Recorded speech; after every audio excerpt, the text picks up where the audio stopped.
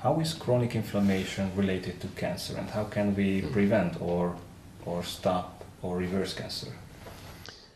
There is some evidence that chronic inflammation may create a microenvironment which is conducive to the development of certain types of cancer.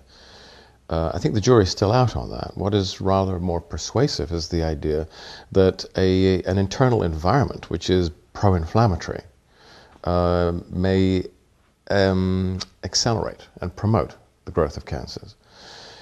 It's quite complicated because in today's diet and lifestyle you have an internal environment that is not only pro-inflammatory, but it is also problematic in other ways. So for example, it is likely because of our sedentary lifestyles and diets with a very high glycemic load, we see many people who have metabolic syndrome or frank type 2 diabetes.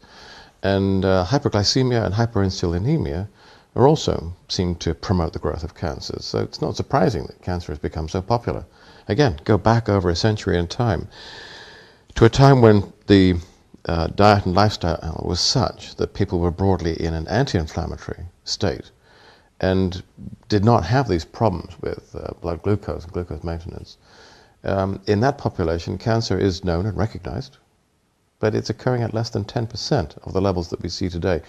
We have created an environment, the urban or the metropolitan environment, that is profoundly pathogenic, and it manifests itself, in amongst other ways, in this huge problem with cancer.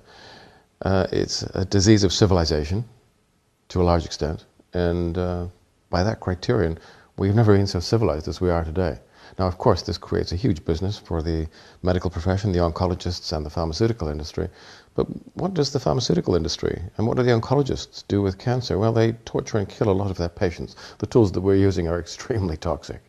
And yeah, I think it's fair to say we kill a lot of our patients. There are some very interesting developments now. For example, the development of immunochemotherapy, which I have some involvement with through Biothera. And some of the most recent developments in photodynamic therapy, which I believe will be a major step forward. So yes, I can see new treatments coming in now which will do a great deal to make cancer management easier. But let us be more profound in our thinking. Let us create lifestyles which reduce the incidence of cancer in the first place.